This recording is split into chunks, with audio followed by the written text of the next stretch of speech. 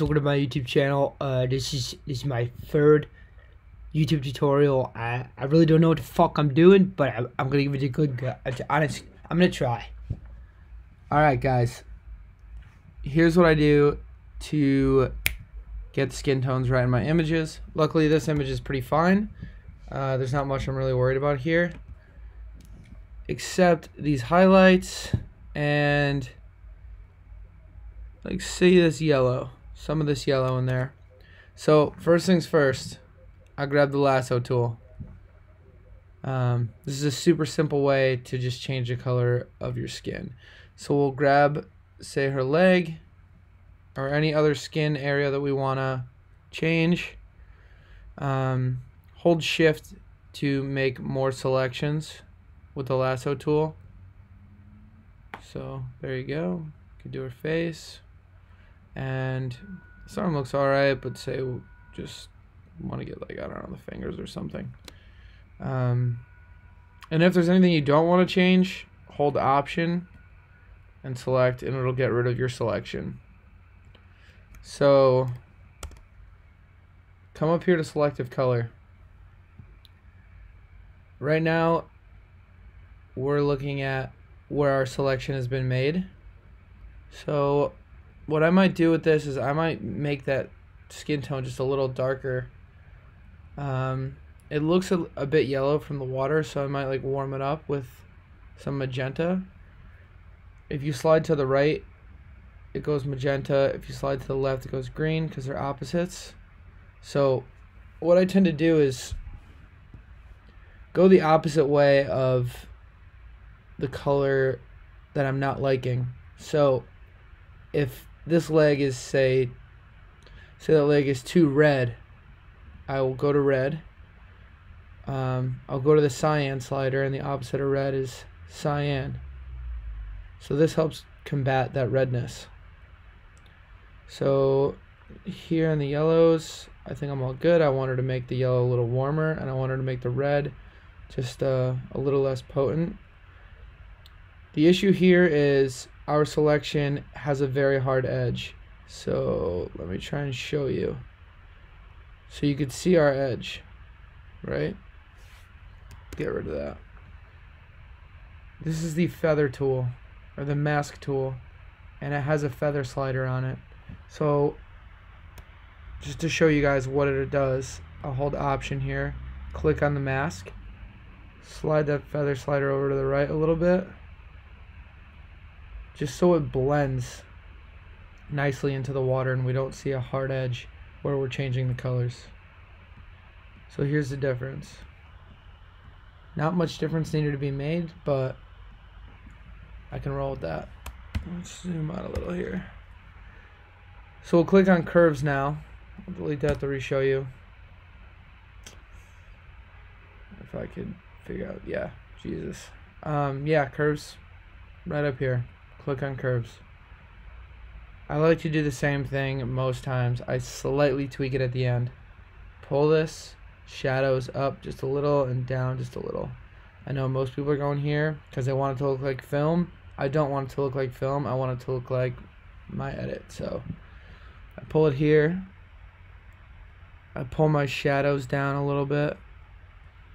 I come up to the midtones. I pop my midtones up a little. I always try to use the histogram as a guide. I come to the whites, and I'm going to bring the whites down a little bit. And I'm going to bring my highlights up a little bit. And then sometimes I mess with like the curves between the highlights and the whites, just to see like if it brings back a little detail. Then we have a little bit more difficult of a part here, because I use shortcuts and I have no fucking idea how to show you guys what my shortcuts are on the screen. So I'll just draw it out for you. So you're gonna hold Command, Shift, Option, all with your left hand, and then you're gonna press N and E with your right hand. Okay? Command Shift Option NE. What that does is it duplicates your layer, or it combines all these into a new layer.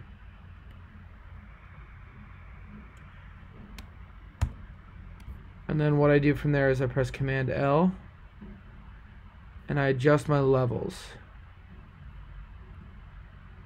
to build the contrast back into the image.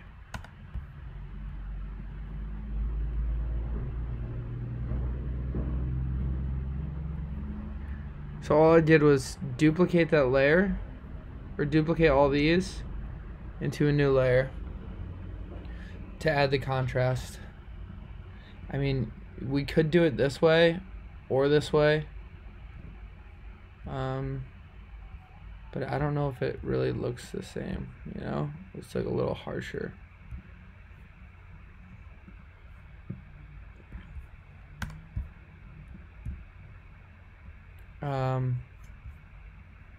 Lastly, like I said, I'm worried about the highlights in a couple areas.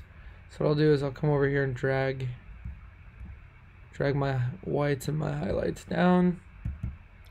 I will double click the curves, go to underlying layer, hold the Option key on the shadows. That will split this slider in half. Drag this slider all the way to the right side to feather it. Come to the left here and drag this to the highlights as well. Press OK, and you could it'll show you here this mask is only now affecting the highlights. And if it's too potent, you can always go to opacity and lower it just a little bit.